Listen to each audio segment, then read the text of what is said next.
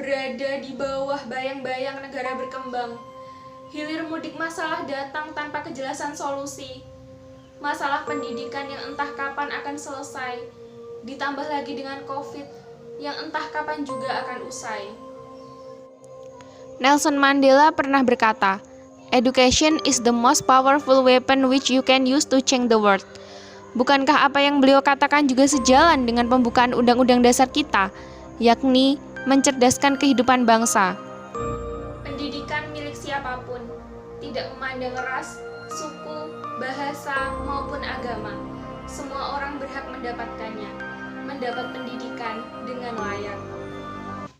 Assalamualaikum warahmatullahi wabarakatuh. Salam sejahtera bagi kita semua.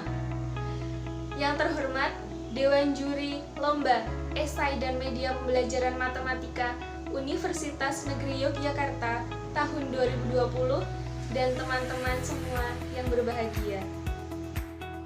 Pendidikan menjadi salah satu penentu kualitas suatu bangsa. Berdasarkan laporan akhir yang dirilis oleh UNDP tahun 2013 mengenai indeks pendidikan, Indonesia menempati urutan ke-108 dari 187 negara. Terdapat 3 dimensi utama sebagai evaluasi indeks pembangunan manusia. Yang pertama, hidup panjang yang sehat, akses terhadap ilmu pengetahuan, dan standar hidup yang layak. Ilmu pengetahuan masuk ke dalam 3 kategori tersebut. Yang terbaru, data Indeks Pendidikan Indonesia tahun 2017 dikutip dari surat kabar online tirta.id menyatakan Indonesia menempati urutan ke-7 di ASEAN dengan skor 0,622. Mengapa hal tersebut bisa terjadi? Padahal kita tahu Sisdiknas dan tujuan nasional kita sudah dirancang sedemikian sehingga tujuan pendidikan Indonesia dapat tercapai. Matematika menjadi muatan wajib kurikulum di Indonesia.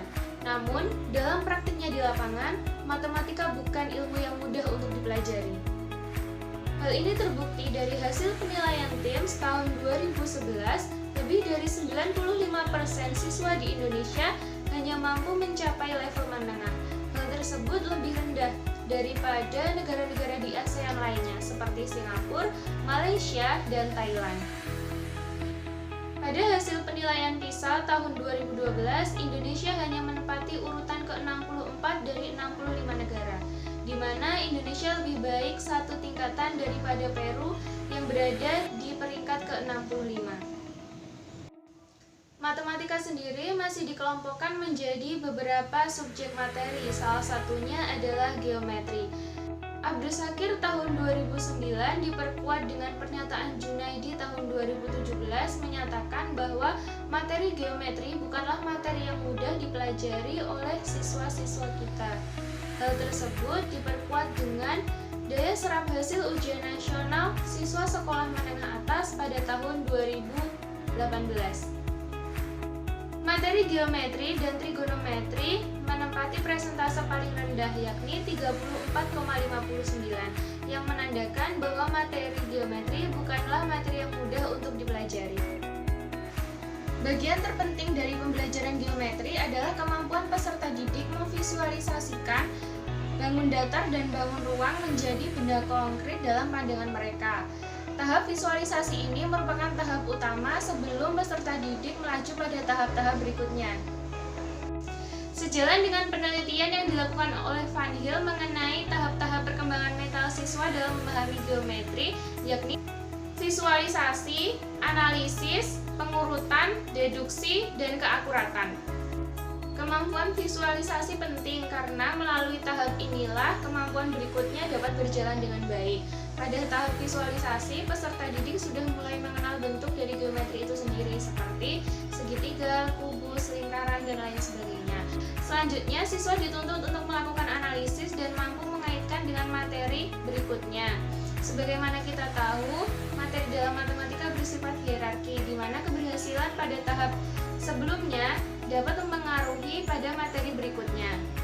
Berdasarkan penelitian yang dilakukan oleh Solihah dan Afriansyah terhadap peserta didik yang memiliki kemampuan heterogen yakni tinggi, rendah, dan sedang, dari masing-masing kelompok tersebut diambil 2 subjek dengan nilai KAM yang sudah di ranking 11 sebelumnya dan didapatkan hasil pada gambar yang sudah tertera di layar.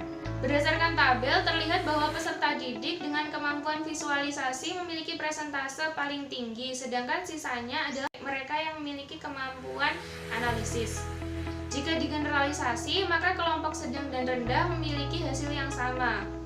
Hal tersebut sejalan dengan pendapat Widiharto yang menyatakan bahwa kesulitan belajar dapat dialami oleh siswa yang memiliki kemampuan tinggi, rata-rata, dan bawah.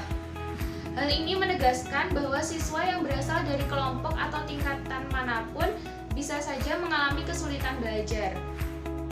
Menindaklanjuti permasalahan tersebut, perkenalkan, saya, Risma Nurfadila dari Universitas Negeri Yogyakarta memberikan inovasi yang berjudul Geometri AR, Augmented Reality Geometry untuk mewujudkan pendidikan matematika yang inklusif dan berkualitas.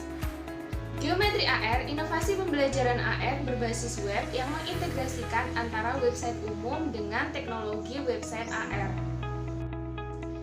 Kemampuan integrasi tersebut memberikan inovasi baru untuk pendidikan Indonesia. Seluruh database tersimpan di dalam website, begitupun dengan ARCam, sehingga memberikan nilai praktis tanpa harus membawa buku cetak ketika proses pembelajaran berlangsung. Proyeksi pengembangan geometri AR sebagai berikut. Laman website utama menggunakan layanan wix.com yang memberikan kemudahan dalam mendesain web bagi pemula maupun web developer dengan tampilan template yang beragam. Fungsi Microsoft PowerPoint di sini adalah sebagai marker atau penanda yang tersimpan dalam bentuk PNG dan menyertakan kode spesifik di setiap markernya. Fungsinya adalah sebagai identitas objek AR submateri geometri tertentu yang akan ditampilkan pada layar kamera pengguna. Kode ini dapat diunduh di setiap Zapworks Project Dashboard. Selanjutnya, marker disinkronkan dengan berbagai objek AR.